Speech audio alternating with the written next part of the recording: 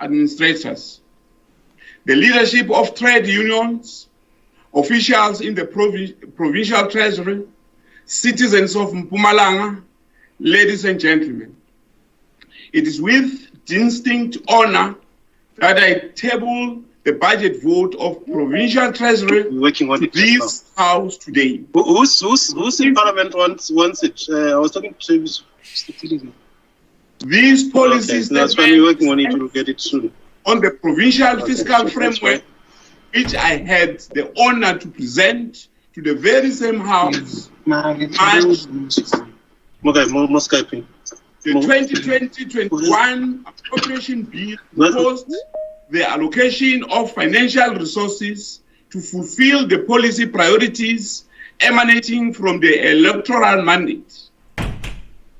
The bill sought to ensure that the aspirations of our people continue to enjoy prominence and find expression in resources, allocations, strategy of the province. Honorable Speaker, we are tabling this policy and budget during a critical month in the history of the struggle for freedom and democracy. The month of June represents a turning point and a significant shift in young politics and student movements in our country. The youth of 1976 demonstrated their willpower to use all means appropriated at the time to fight for education, justice, and freedom.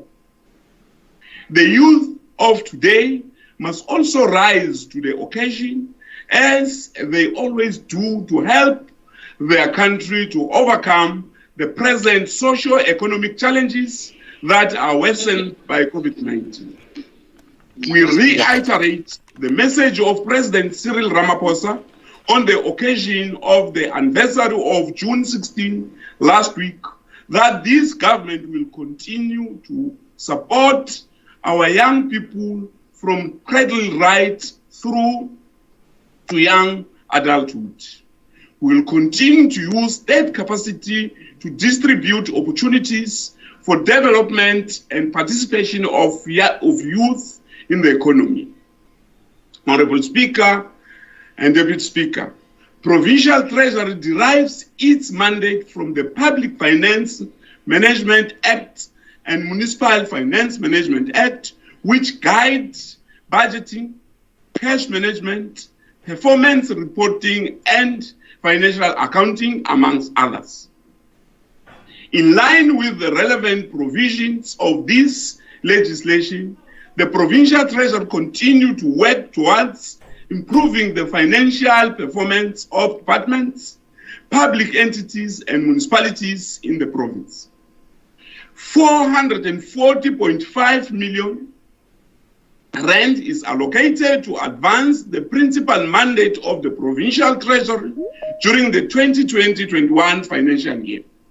The administration component of the department is allocated 110.8 million rand to provide strategic policy and operational support to all three treasury functions in the department.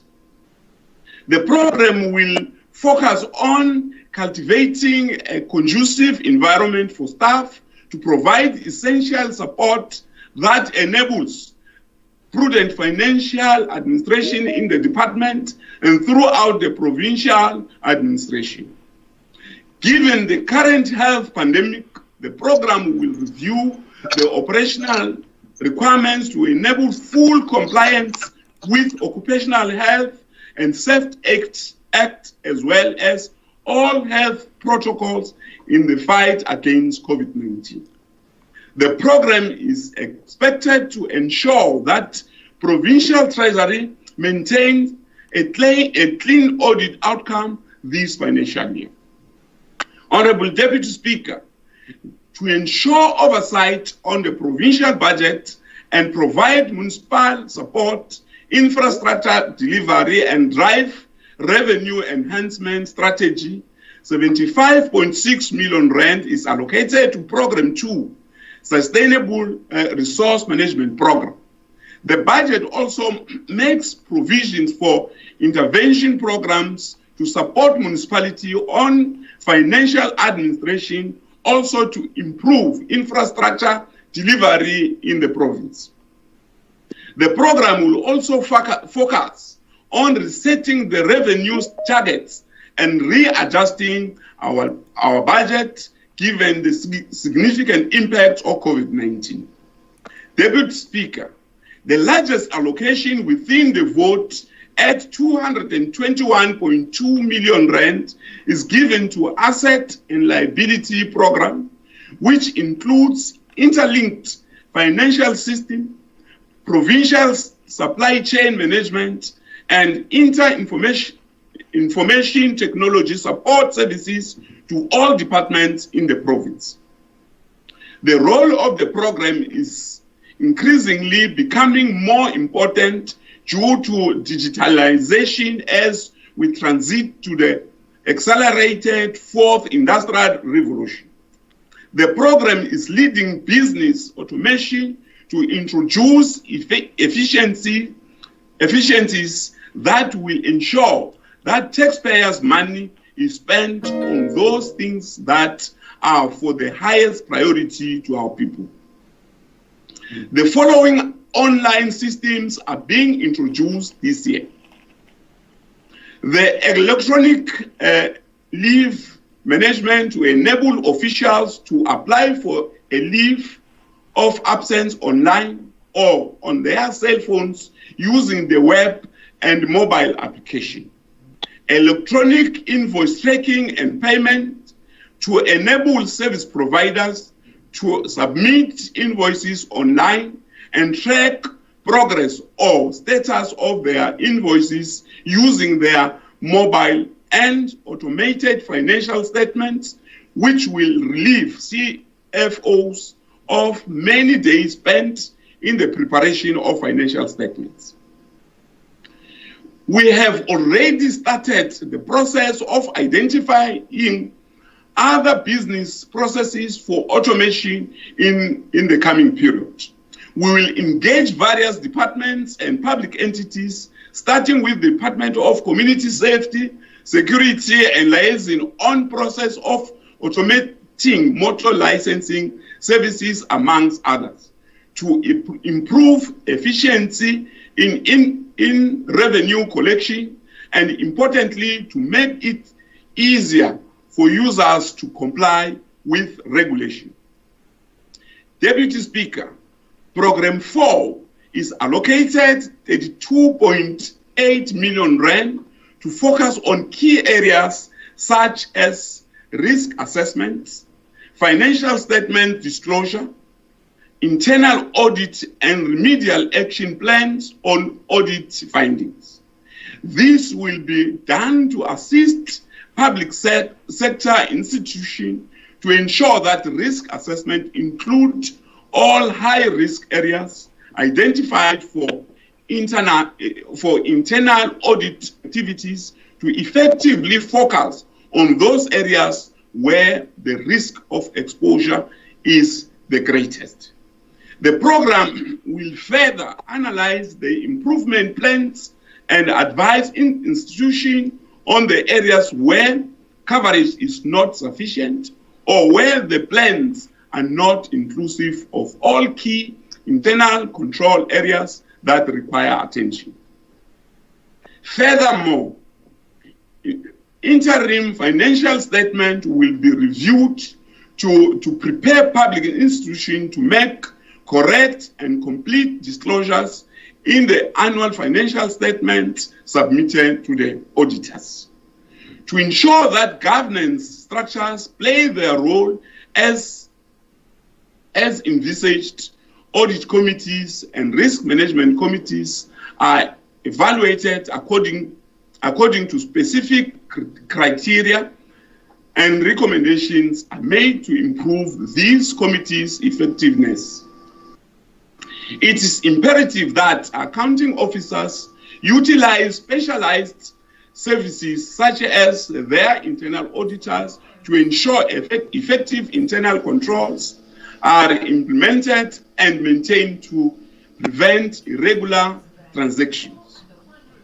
Practitioners and committee members in the field of internal audit, risk management, and finance will be supported, and capacity building initiatives will be implemented to improve their effectiveness. We call upon all provincial departments and entities to provide necessary support to municipalities to sustain service delivery to our people. This year, our focus will be on supporting all municipalities, improve budgeting and governance. In particular, we will pay closer attention to the implementation of financial recovery plans to set identified local municipalities on a path of growth and development. Deputy Speaker, we will further support public entities in improving financial reporting and accounting as part of our commitment to steer the whole of government towards clean administration and governance. In line with our commitment to professionalize the financial management in the province, we have partnered with South Africa Institute of Professional Accountants to develop a pool of professional finance officials who will maintain high ethical standards and implement governance protocols. Out of 23 officials who registered with CYPA program in 2019, 17 or 74% were certified as competent. This year, we will enroll another 20 officials to improve professional competency of finance officials in the administration. We will further pursue relations with other professional bodies and partner with them to increase the pool of professional officials. Deputy Speaker, as I conclude, let me take this opportunity and thank the Premier, Honorable Refilwe Mtsweni-Tsipane, for your leadership and counsel, and my colleagues in the Executive Council for their support. Chairperson Mahita Lachminari, and all members of the Portfolio Committee on Premier's Office, Finance, Economic Development and Tourism, for your frank engagement and guidance on the plan of the department. Head official, Ms. Kukuma Shiteng, staff in the office of the MEC for a well-prepared plan to support the administration on resource management and accountability. To the African National Congress for entrusting me with this responsibility to oversee the provincial fiscals, and last but not least, to my family for supporting me all the time. I now have the honor of tabling the policy and budget statement for Vote 3, Mpumalanga Provincial Treasury for the 2020-21 financial year for consideration and approval by this august House. Nakens. Inko. Thank you, Honorable MEC Bomane, for the well-delivered policy and budget speech.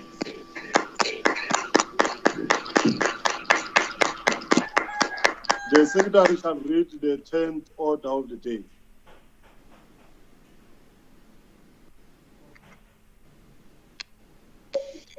Order number 10, consideration of a report of the Portfolio Committee on Premier's Office, Finance, Economic Development and Tourism on Vote 3, Provincial Treasury. I now call upon the Chairperson of the Portfolio Committee on Premier's Office, Finance, Economic Development and Tourism, Honorable M. Lachminarian, to table the report. Thank you, Honourable Deputy Speaker, and good afternoon to my colleagues. I table the report to be considered by this Honourable House. I am informed that there is no debate on this report. Now the question before the House is whether we agree to adopt the report as tabled by Honourable M. Lachminerian. Agreed to? Agreed. So agreed. The Secretary shall read the 11th order of the day.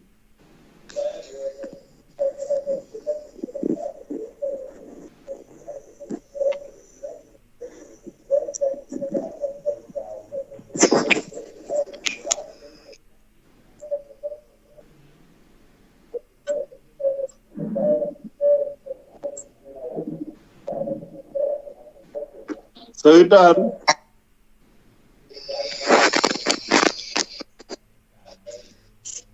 Sorry about the technical glitches on our side. The next order number 11,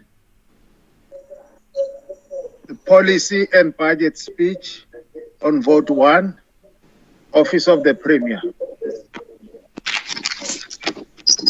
I now call upon the Premier, Honorable R.M. Mtsweni-Tsipane, to deliver the policy and budget speech.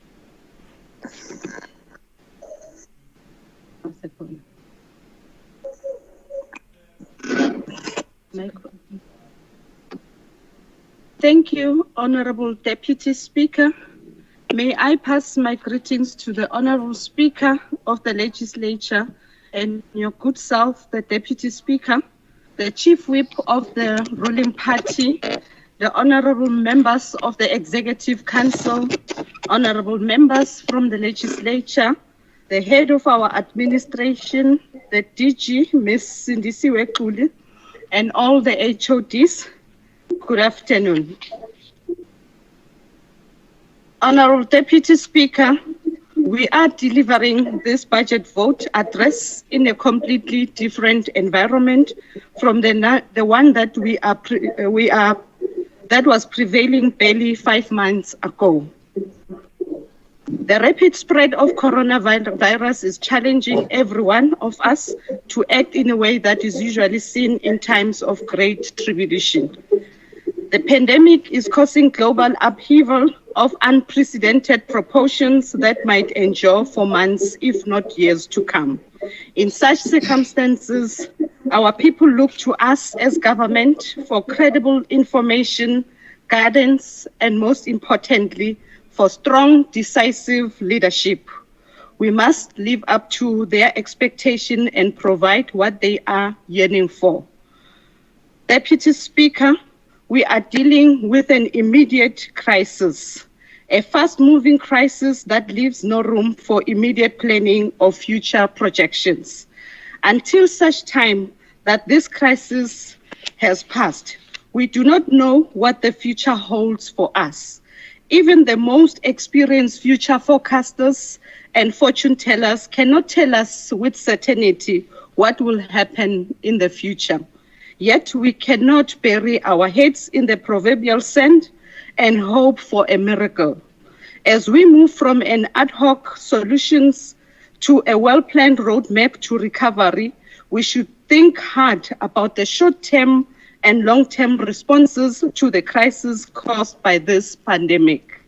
As we emerge from the crisis, we should look at how we restructure our decision-making process to enable resilient and effective response in the future.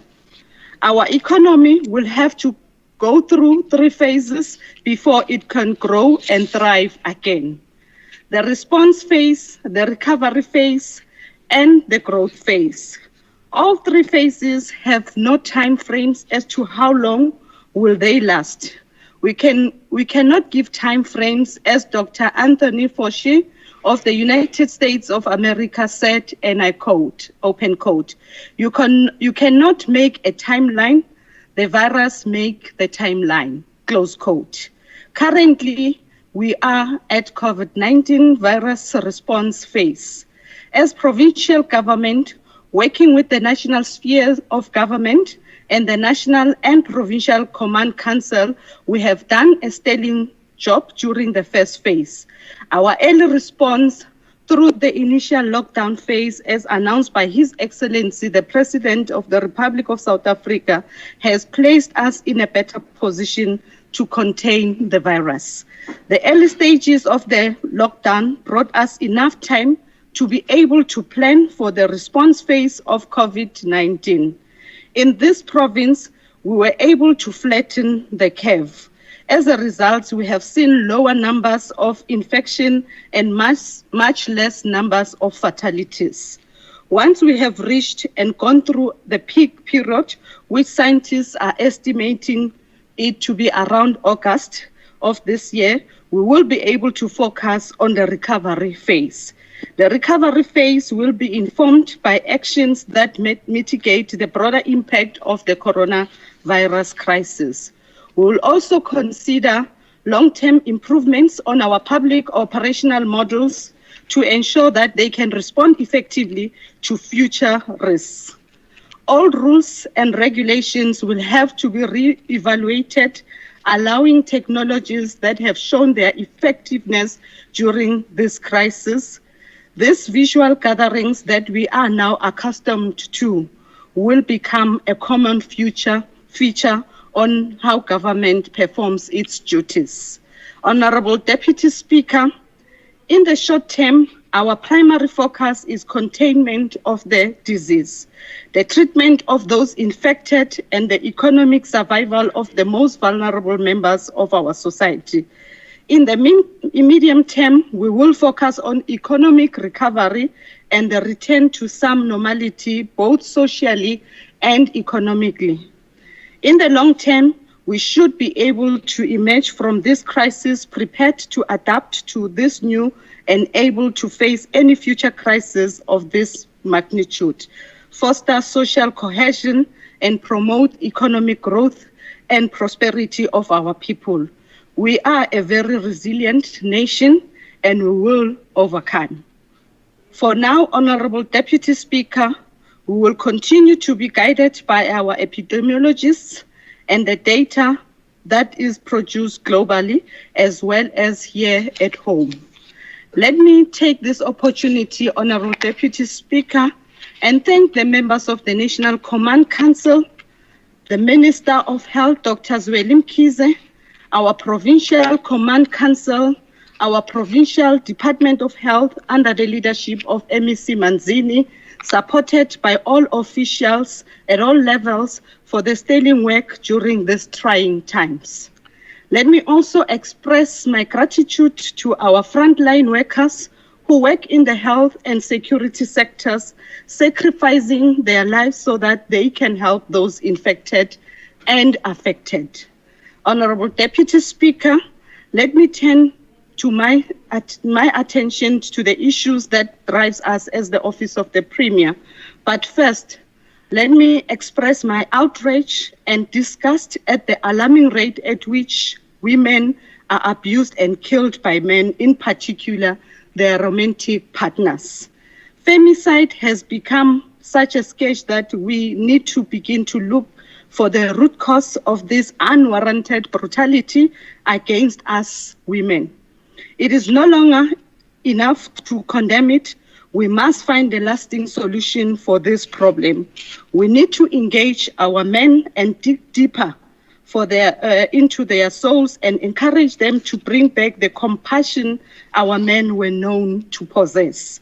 We should all subscribe to a slogan that says, "Women's lives matters, and they matter the most." Honorable Deputy Speaker, the 6th administration ushered with it a new dawn and new imperatives to which the province of Mpumalanga must respond to. To ensure streamlined services, government's 14 outcomes were reviewed and adjusted downwards to the following national 7 priorities as expressed in the 2019-2024 medium-term strategic framework. The first priority being a capable, ethical, and developmental state, followed by an economic transformation and job creation, followed by education, skills and health, and also the consolidating the social wage through reliable and quality basic services. The fifth one being the spatial integration, human settlement and local government. The sixth one being the social cohesion and safe communities. And the last one being a better Africa and world. In line with these priorities, Honorable Deputy Speaker, as announced by the President during the State of the Nation address in July 2019 and February 2020, Mpumalanga Provincial Government identified key strategic interventions to be implemented during the 2019-2024 MTSF period through the draft Provincial 5-year plan. The draft plan was also consulted on various stakeholders in all the 3 districts in the province last year in September 2019. We would like to take this opportunity and thank all participants who heeded the call from the provincial government to participate and make inputs in this process. I am glad to report back to this House that the plan is currently at its final stage, incorporating all inputs made during the consultation sessions and considering new developments, including the following amongst the others. The alignment with the National Department's interventions in the final 2019-24 medium-term strategic framework as launched in February 2020, the implementation of the district development model and the intervention to curb the spread of COVID-19 in the province. Going forward, Honorable Deputy Speaker, and as part of implementing the plan, the Office of the Premier will strengthen its strategic oversight role in relation to the coordination of the initiatives that will stimulate economic growth in the province. Amongst others, the Office of the Premier will coordinate economic drivers projects such as the Nkomazi Special Economic Zone, Mpumalanga International Fresh Produce Market and Infrastructure Fund, and other key strategic initiatives, including reviving the Premier's Provincial Infrastructure Committee. The Office of the Premier takes seriously the threat posed by the COVID-19 pandemic and South Africa losing its last investment grade credit rating by all rating agencies. These two events, on the back of slow economic growth, undoubtedly threaten and constrains the administrative capacity to service delivery. However, at the same time, these threats present opportunities for the province to be creative and discover through research and development, re-engineering, restructuring and repositioning of government machinery and new ways of optimally delivering services. This calls for a groundbreaking policy and mind shift, as well as creative methods of delivery to regain stability of the economy and the public confidence. This will mean continuous engagements with our social partners and inclusive government planning in the true sense of the word. Since the national state of disaster, as announced by the President in March 2020, the province developed a provincial acceleration plan to address water shortage in the province as part of the measures to curb the spread of the coronavirus in the province. Going forward, we'll take advantage and capitalize on lessons learned during these difficult times to sustain the pace of service delivery. Honorable Deputy Speaker, to increase foreign direct investments in the province, the Office of the Premier, together with DDET and MEGA, leads initiatives that seek to establish trade and cooperation relationships with our peers across the world in order to attract foreign investors in the province. The Memorandum of Understanding signed with provinces in foreign countries are meant to support social and economic development in the province. The areas of cooperation contained in the agreements are meant to stimulate economic development, and foreign direct investments into the provincial economy. In this regard, my office will proactively seek opportunities for collaboration with other provinces in different countries, especially on the African continent. To date, we have identified the following provinces for partnership: Kiambu in Kenya and West Cameroon. Technical visits to these provinces to negotiate MOUs and action plans will take place during the current financial year once the international travel bans are lifted. The province has already hosted a courtesy visit by a 5-member delegation from the High Commission of Kenya during visit to the Republic of South Africa on the 5th of February 2020. The purpose of the visit was to identify areas of common interest between the two parties. We are making progress in implementing the MOU with Maputo province in the area of health and security. Some of the challenges that we are jointly dealing with relate to malaria, diarrhea, stock and vehicle theft, and illegal crossing of the borders and cross-border crimes in general. We have further signed an action plan to operationalize the signed MOU between Mpumalanga province and our counterparts in Russia. Honorable Deputy Speaker, local government is the coalface of service delivery, and therefore the need for improved coordination between the national, provincial, and local spheres of government cannot be overemphasized. These spheres of government will work together in a coordinated and integrated manner through the implementation of the district development model. The model is aimed at alleviating a fragmented approach towards service delivery. My office, in collaboration with COGTA and the Department of Planning, Monitoring and Evaluation, will develop a rotational program of action that will prioritize infrastructure development in a particular district every year. The model will be piloted in Kangala, which will then be followed by Garsibande and lastly Ehlanzeni district municipalities.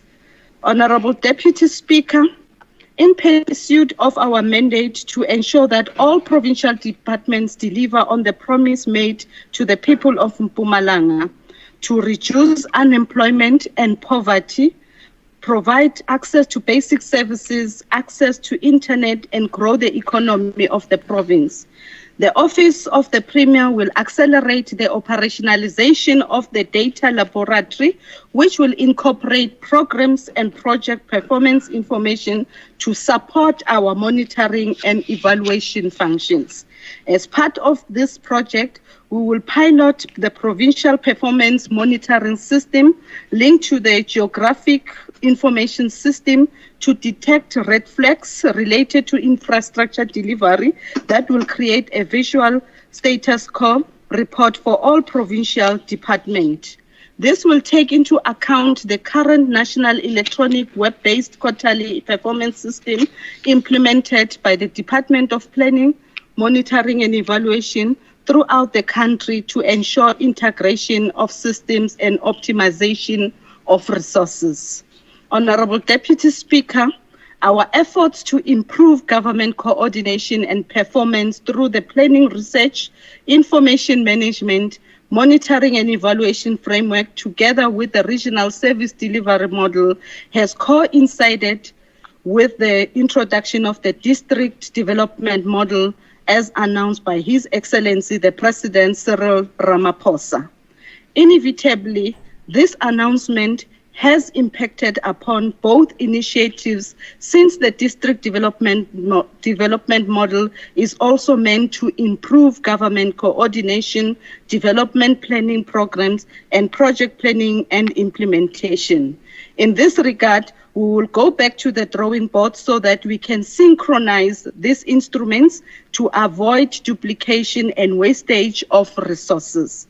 During the 2019-20 financial year, The Office of the Premier was able to monitor the implementation of Batupele principles in all departments and municipalities. The monitoring process gave us the idea where there is lack of service delivery and also the intervention that needs to be implemented in order to improve service delivery. In pursuance of service delivery improvement, we will also coordinate a customer satisfaction survey in order to obtain the satisfaction levels of citizens about the kind of services that they are receiving from government. This will assist in identifying the gaps in service delivery. Through the Satise Silalele application, the number of reported service delivery cases or complaints is 4,624 to date. Of this, 70% have been resolved by both municipalities and provincial departments, an increase from 13% in April last year. Honorable Deputy Speaker, I am pleased to announce that the Satise Silalele application was nominated in June 2019 by the National Department of Public Service and Administration to showcase in Kenya at an Africa Public Service Conference where 33 African countries participated. The innovation was hailed a success in improving responsiveness of government to complaints raised by citizens. Again, in November 2019, the project competed with other provinces and national departments as well as municipalities in a competition organized by the Center for Public Service Innovation. This application received the second prize as one of the innovative projects that seeks to improve service delivery. The application has taken a lead in integrating all other service delivery platforms.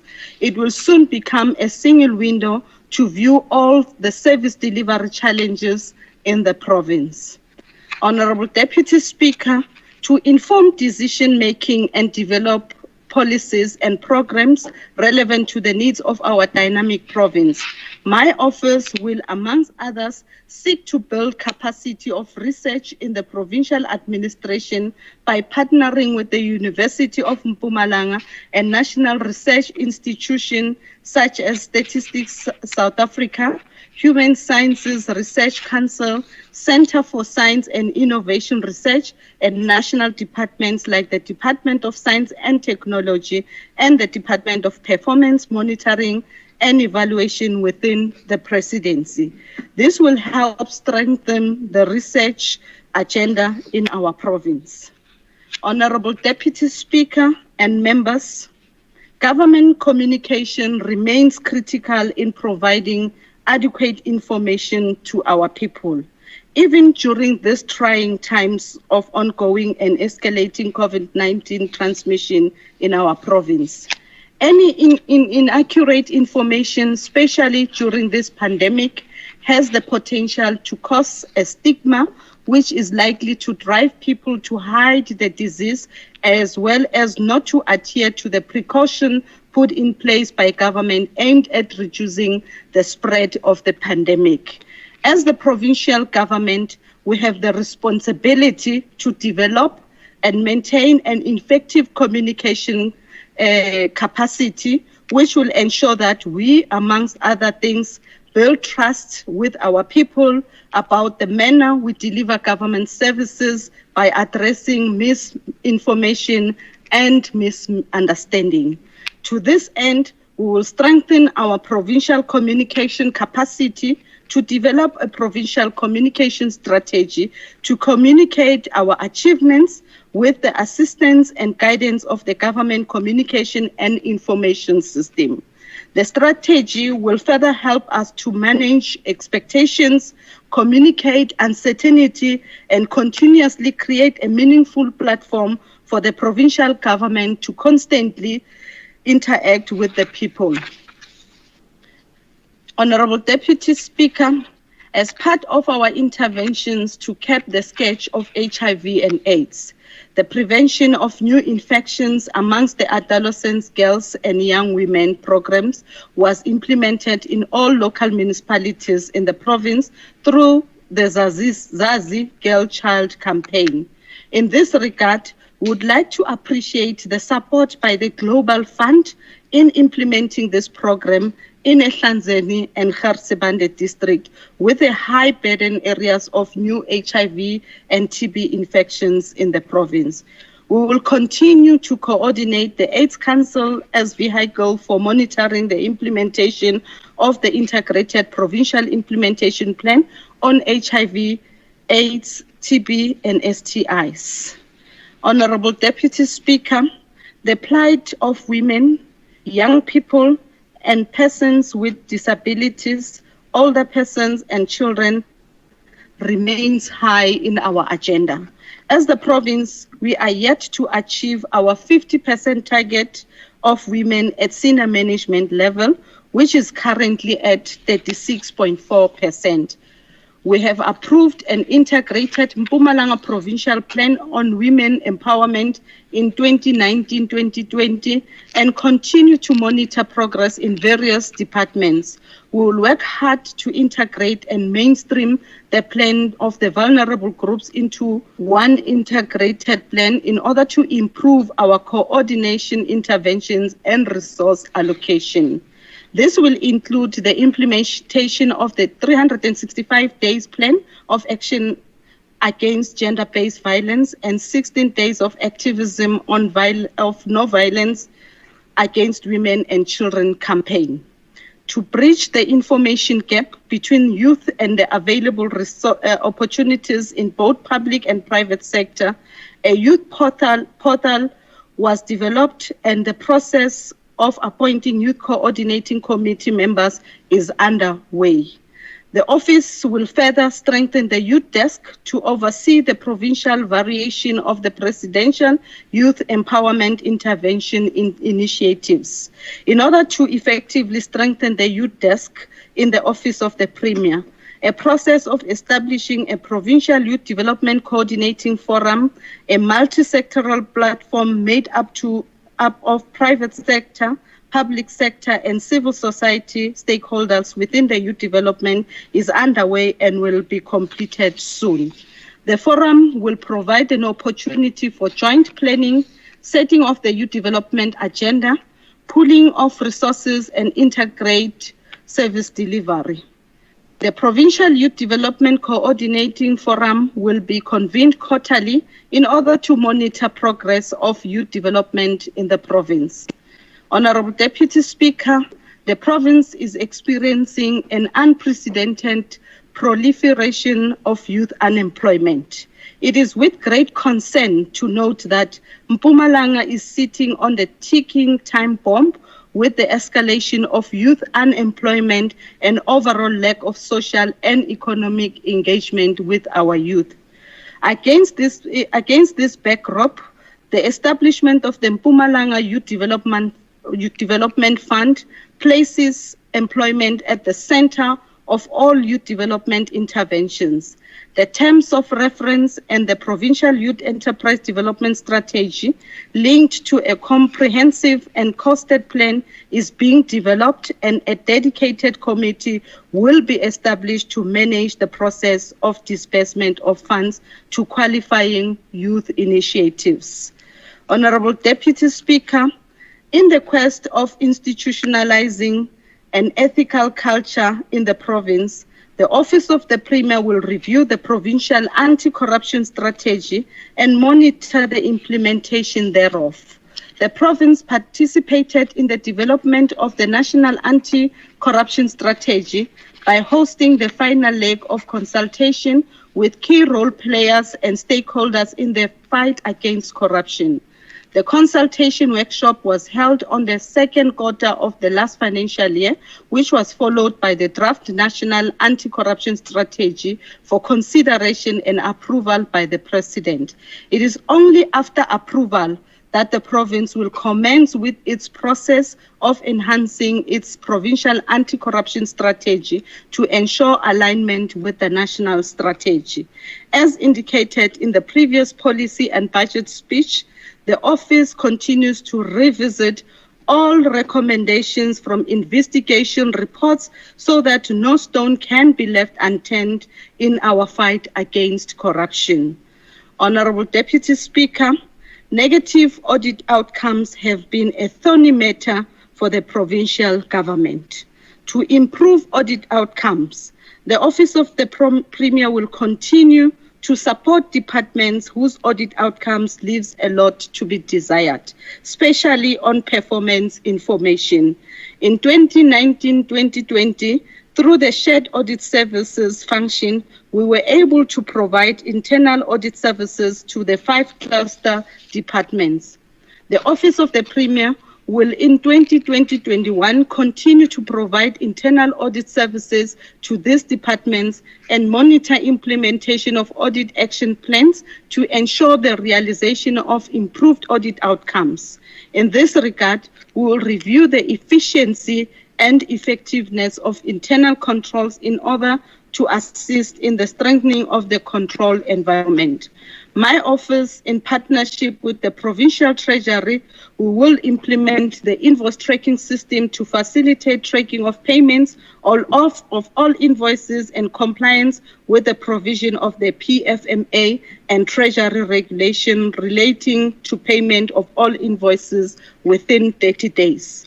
This performance outcomes takes into consideration our strategic focus for the next 5 years as detailed in our strategic plan for 2020-2025 and annual performance plan for 2020-2021 tabled to this August House.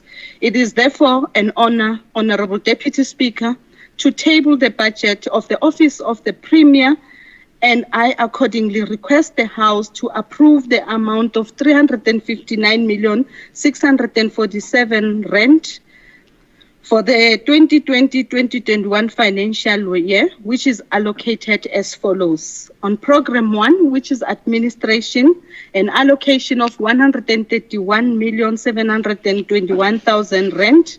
On Program 2, which is institutional development, an allocation of 96,724,000 rand. On Program 3, which is policy and governance, an allocation of 131,211,000 rand. I thank you, Honorable Deputy Speaker.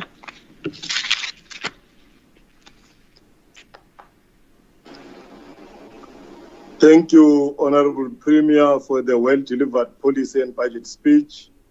The Secretary shall read the 12th order of the day.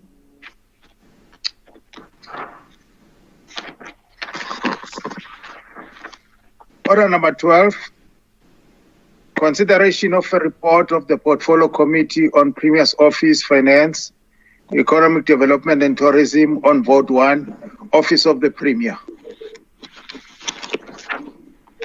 I now call upon the Chairperson of the Portfolio Committee on Premier's Office, Finance, Economic Development and Tourism, Honorable M. Lachminerian, to table the report. Thank you, Honorable Deputy Speaker. I accordingly table the report on behalf of the Portfolio Committee for consideration by this Honorable House. Thank you. I'm informed that there is no debate on this report. Now the question before the House is whether we agree to adopt the report tabled by Honorable M. Lachminerian. Agreed to? Agreed. Agreed. So agreed. The Secretary shall read the 10th order of the day.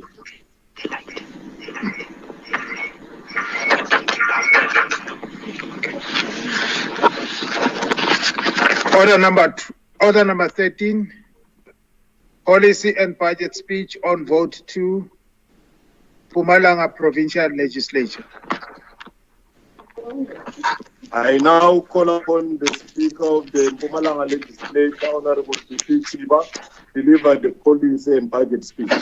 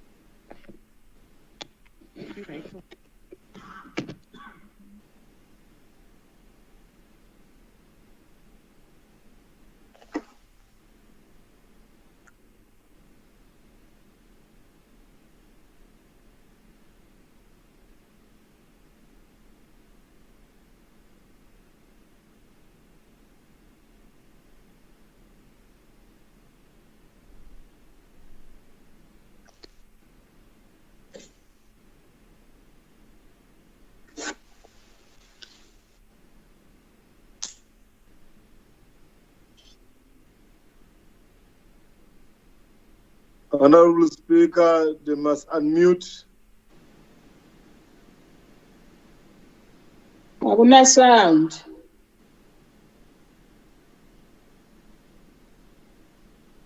Can the support staff assist the Honorable Speaker to unmute? To mute.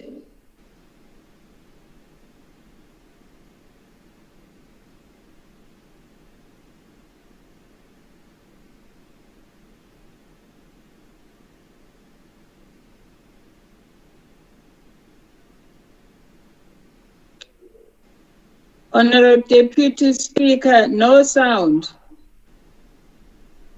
Yes, they are trying to assist the Speaker to deal with the sound, Honorable Member. If you can mute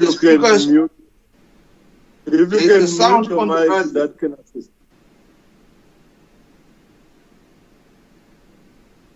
Yes, the speaker can is on the radio. Assist the Speaker. Sorry? Speaker, uyakhuluma ku radio uyavakala angaziwa ngavakali. Yeah, I think they've got technical problems because they are at the chamber. Asimove asikevana linye ligama. Sohambile sozakude speaker lapha ku radio. Umbani kanti? Order, Honorable Member. Ilunga lesiphethe umthetho sesi. Oh, inkosi Mashik. The Secretary. Hayi simuzwa inkosi la.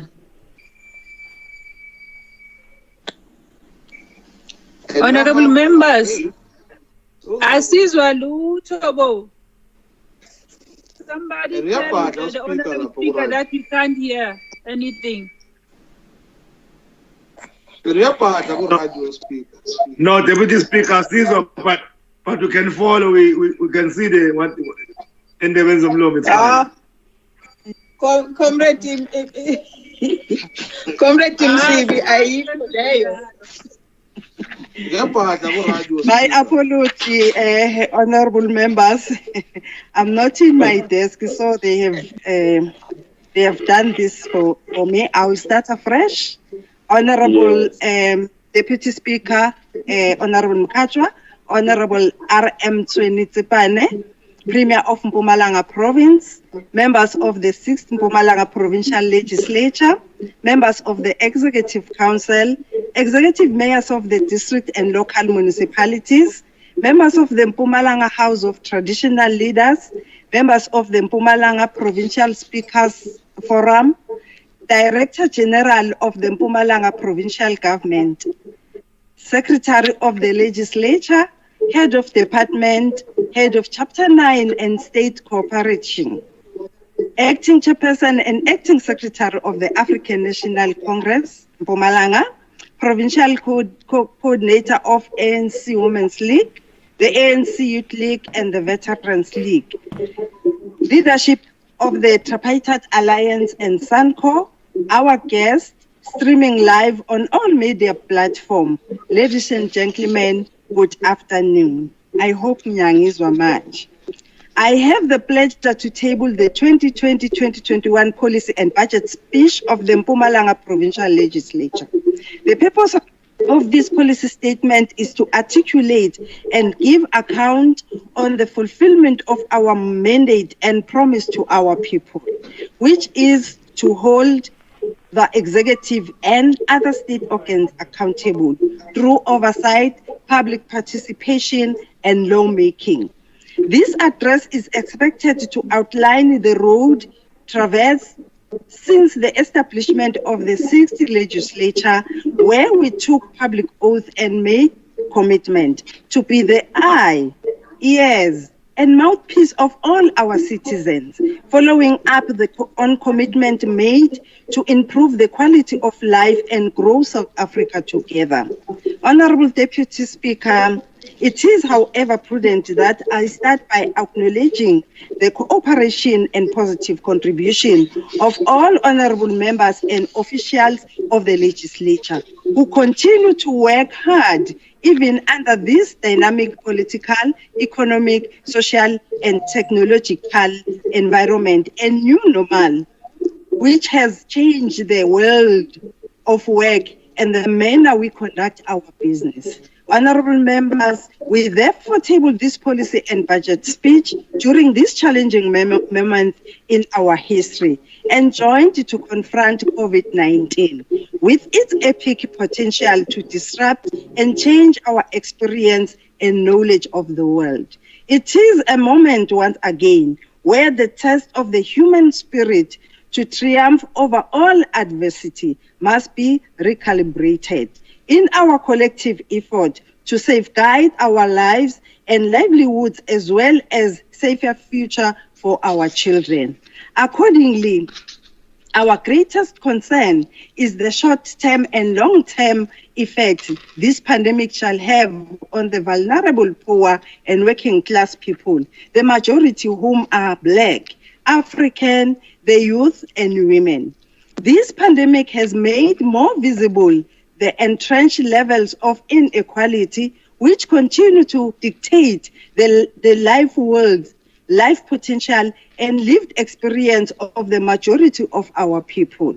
The pandemic has brought a painful reminder and the necessary agency to rigorously address our general mission to attain radical socio-economic transformation.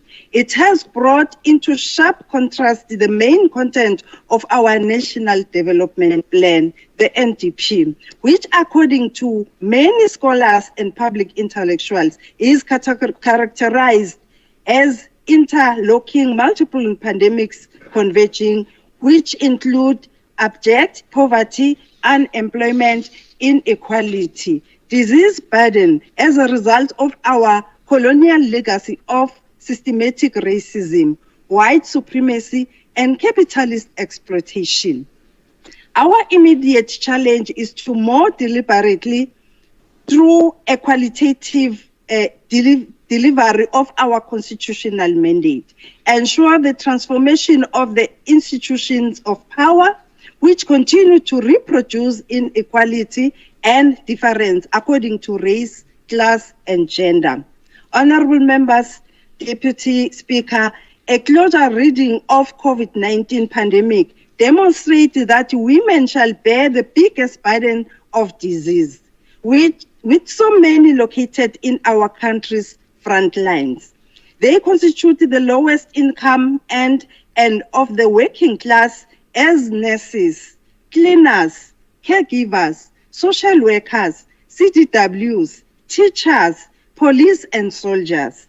It is important that remuneration packages, the working conditions, and the protection of these frontline workers must radically change and begin to value their importance for the very survival of our society. Of further concern is the extended burden of gender-based violence, the GBV, being exercised on women through increasing incidents of senseless and cowardice killing by men. We still remain subject to a societal logic in whose very DNA is a general disregard of our equal sanctity and humanity, seen through the entrenched reality of male supremacy and domination. We must join hands against these social ills, ravaging our communities, threatening the very fiber of our society by reconnecting with our age-old African traditions and values of Ubuntu. underpinned by our interdependence and co-humanness as people. The killings of women by men has reached an alarming proportion, and as this legislature, we are joining the call to our president, the hashtag We Cannot Breathe. Deputy Speaker, the President of the Republic of South Africa, His Excellency Mr. Cyril Ramaphosa, has made a clarion call for a collective response to this femicide.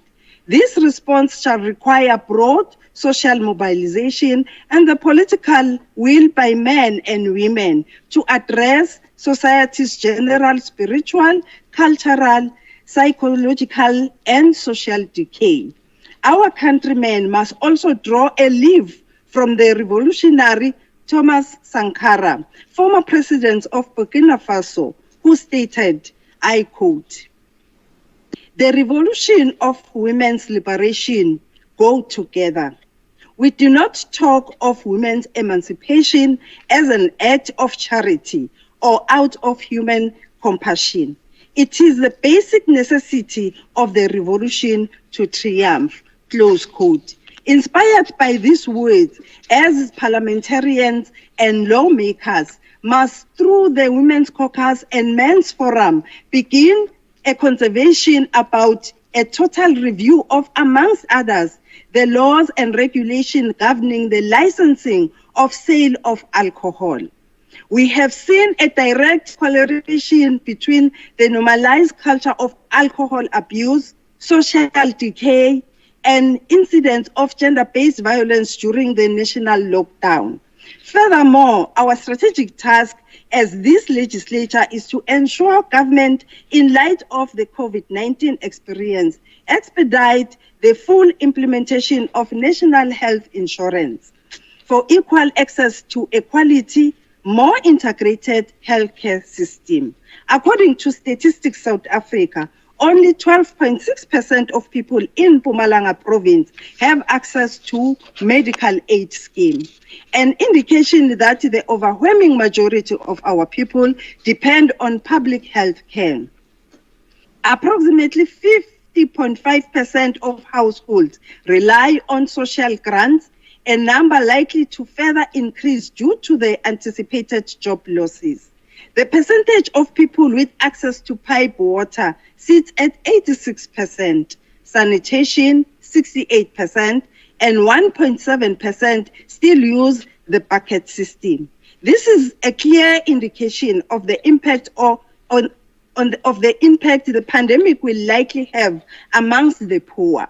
If infection rate is not well managed and quality of basic services not improved, to this end, as an activist legislator, our immediate task is to refashion and re-engineer all our efforts to ensure clear government response to these pressing challenges.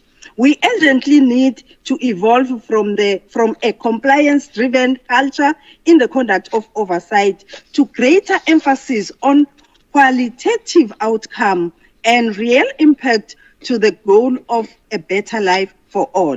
On institutional strategy, during the commencement of the 6th Mpumalanga Provincial Legislature, members of the legislature, management and staff collectively participated in the strategic planning sessions aimed at developing a new 5-year strategic plan covering the period 2020 to 2025. Informed by several political and strategic guiding policy priorities of the governing party, the National Development Plan, the State of the Nation and Provinces Addresses, and legislative sector priorities, we were able to articulate the political and strategic path that the Mpumalanga Provincial Legislature intends to follow to fulfill its constitutional mandate for the benefit of the people of our province. The strategic priorities shall include the following in the next 5 years: a vibrant people's assembly that intervenes, transforms society, and address the development challenges of our people. Ensure effective oversight over the executive by strengthening its scrutiny of actions against the needs of our citizens. ensure participation of the public in the decision-making process on issues that affect their lives, and innovative and effective parliamentary service and administration that enables members to fulfill their constitutional responsibility, and a healthy relationship between the legislature, government, and other organs of the state, which promotes efficient cooperative governance. On support to parliamentary committees. In the exercise of our core mandate, Mpumalanga Provincial Legislature Oversight Model, the MPLOM, is an important guide in the oversight function of the legislature. The MPLOM identifies critical skills required for oversight with impact on the work of the legislature and service delivery. However, it is important to reiterate, as we highlighted in the 2019 policy and budget speech, that we still have some skills and capacity gaps to enhance scrutiny and evaluation of government programs. The continuous training and development of the members of the legislature and support staff will close the gap. On House proceedings and Hansard, it is important for the legislature to ensure that our language service is always of high quality. Therefore, the capacity development of the support staff in this regard is our priority. It is for this reason that the language practitioners will undergo training in translating and the Hansard transcribing system. On public participation, the legislator continues to involve the public in its processes and programs through public hearing, petitions process, sector parliament, sitting of the House, and initiatives such as taking legislature to the people. However, Deputy Speaker, the current financial and social environment has required a scaling down of some activities of the legislature. This therefore requires the legislature to be innovative and use available means within the available resources to ensure public participation. On lawmaking, the Constitution empowers the Mpumalanga Provincial Legislature to consider, pass, or amend any bill that may be before it. Accordingly, let me report that in the previous financial year, 2019-2020, the legislature passed the following pieces of legislation: Mpumalanga Appropriation Bill 2019, Mpumalanga Adjustment Appropriation Bill 2019, and Mpumalanga Second Adjustment Appropriation Bill 2020. The legislature also conferred mandates to the members of the NCOP representing the Mpumalanga province to vote in favor of the following national Section 76 bills affecting provinces: Division of Revenue Bill 2019 and Division of Revenue Amendment Bill 2019. Whilst the number of bills passed is an indicator to the legislature performance, we should focus attention on improving the quality of our engagement and the impact of the laws on the ground. There should be an instrument of liberation at the disposal of our people for a more democratic and inclusive society. On financial governance, the legislature will be phasing in the use of National Treasury Central Supply Database, the CSD, during 2020-2021 financial year. The CSD will go a long way in assisting the legislature, especially in screening the local suppliers during procurement of the Taking Legislature to the People events, as well as other general procurements. We have introduced the process of subjecting all tenders to internal audit before awarding a bid in order to obtain reasonable assurance that applicable SEM regulations and SEM policy have been complied with. This initiative is aimed at improving the audit outcomes for a clean audit outcome. The legislature will continue with the cost containment measures to ensure that savings accruing from the implemented cost containment measures are used to fund budget pressures. The budget of the legislature has equally been decreased by 19.4 million as determined by the National Treasury to fund budget pressures emanating from the unforeseen COVID-19 pandemic. On Provincial Speakers Forum, in line with the sector priorities, the Mpumalanga Provincial Speakers Forum is functional as a platform to share experiences, best practice, and dialogue amongst speakers at provincial, district, and local level. Whilst the process to formalize this forum through the passing of the legislative sector bill, our task in the intervening period aims to improve collaboration and cooperation between Parliament, the legislatures, and Municipal Council. Some of the strategic priorities are as follows: to consider structural mechanisms to strengthen effective and impact in oversight, public participation, and lawmaking. Innovation in a capacity to enhance citizen participation, considering diversity and varied sectors of society. The provision of support to municipal council for improving current audit outcomes. The improvement in coordination and collaboration with stakeholders such as Chapter 9 institutions. Strengthening the public confidence on local government in the heart of minds of our people for more cohesive and safer communities. Building oversight capacity in municipalities to address the strained financial state of our municipality as per the AGO report. Recently, Honorable Deputy Speaker, the Speakers Forum expressed its concern with levels of instability in local municipality. We urge government to prioritize finding a lasting and sustainable solution to the challenges of this municipality. On members' affairs and support, the legislature will continue to support and empower the members of the legislature to carry out their duties as public representative. We have undertaken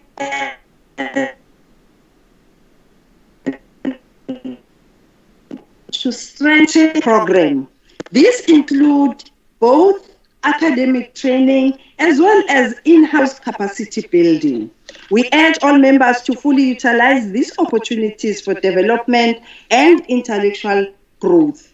On social cohesion and nation building, the Legacy Project, the imperative of building a democratic post-apartheid South Africa remain an ongoing unfinished project against the backdrop of deep colonial legacy and its impact of epic proportion. Our immediate ties in line with the NDP is build a social compact and human solidarity behind a common vision of social transformation. To this end, Honorable Deputy Speaker, as per our institutional strategic objective to ensure social cohesion and nation building, we have undertaken to prioritize the fight against gender-based violence, which has a devastating effect on the psyche of our nation and well-being of its citizens. We shall, as an activist legislature working together with municipal council at all levels, resuscitate women's caucus and men's forum to develop a common program to maximum social mobilization and action. Our silence perpetuates the culture of impunity. Let's save our girls and rehumanize men. As I conclude, cognizant of the difficult moment of COVID-19, which changed the manner we conduct our lives, in our experience of this pandemic, we're reminded of the prophetic words of Greek philosopher Aristotle when he said, I quote, "Man is by nature a social animal," close quote. This means we are members of each other, we are interdependent, we are vulnerable, and we shall only flourish as a community, not as individuals. We must therefore be in solidarity with the families of the ancestors of the pandemic who sadly passed on both on our shores and across the globe. Our society should experience be anchored on a better humanism that protects life, advances the dignity and value contribution of all. The 2020-2021 budget was informed by Mpumalanga Provincial Legislature's 2019 to 2025 strategic plan and 2020 to 2021 annual performance plan. I therefore present to you and request this sitting to appropriate the amount of 395.2 million to the Mpumalanga Provincial Legislature for the following programs. Program 1 is allocated an amount of 201.1 million. Program 2 is allocated an amount of 194.1 million. Finally, let me take this opportunity to thank the Deputy Speaker for his continued support and partnership, the Chief Whip of the Majority Party, the presiding officers, leaders of political parties, and all members of the legislature for your valued contribution and support. The Premier, Imbogodo, Mayor Refilwe Mtsweni-Tsipane, and members of the Executive Council for your continued cooperation and hard work, making the business of the legislature run more smoothly. The Secretary and officials of the legislature in ensuring our members receive the professional administrative support. Let me also thank my organization, the African National Congress, for having trust on me to execute this responsibility. Lastly, let me thank my husband, Mr. Shiba, and my family, which remains my pillar and strength and support. My God, our Lord Jesus Christ, who walk with me all the time. I table the policy and budget statement for the financial year 2020-2021 and request this sitting to appropriate and approve the amount proposed.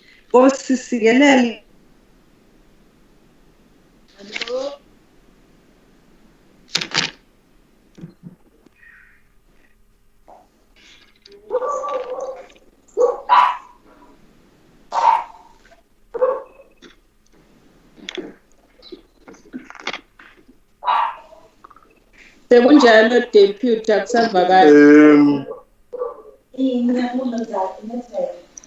Yes, I'm not sure if the Honorable Speaker is concluded, but she was on her last part of the speech. I want to, in the absence of any, I want to assume that she has concluded. And I must say thank you, Honorable Speaker, for the well-delivered policy and budget speech. The Secretary shall now read the 14th order of the day.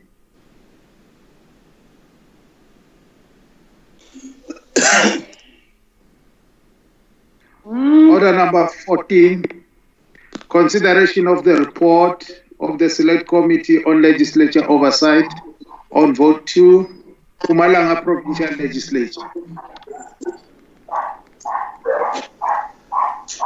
I now call upon the Chairperson of the Select Committee on Legislature Oversight, Honorable F.V. Mlombo, to table the report. Honorable Deputy Speaker, thank you very much. On behalf of the Select Committee on Legislature Oversight, I tabled the report for adoption by the. Thank you very much. Thank you. I am informed that there is no debate on this report. Now the question before the House is whether we agree to adopt the report as tabled by Honorable F.V. Mlombo. Agree to? Agree. Agree. Agree. Agree. Agree. Thank you very much, honorable members. That brings us to the end of today's business. The House is adjourned until tomorrow, Friday, 26, 2020 at 10 via the same Microsoft Teams platform. Thank you very much. Thank you very much. We hope we are going to get all this time. Emamemba niyatsanza khuluma kanye kanye lonke aseva Sisibongela Timbogodo, Umasizila. Ungangeni bomama lapho. Ungangeni bomama nibe banengi kangaka ngathi yethu. Hayi ungabe nemona shonke sitaniphatha siliphetha Nimodla madala lokani oh speaker la. no siliphetha ungabe nemona siniphethe shonke siyapheka mara siniphethe futhi abantu yopheka besibabeni balambile siyapheka mara siniphethe futhi Phethe vumani. Ngalokhu nipheka umlomo la. Banopheka. Siyapheka Miss Bar. Danke Miss Bar. Bye Sbare. Bye Sbare. Bye Comrade Lydia. Bye Comrade Lydia.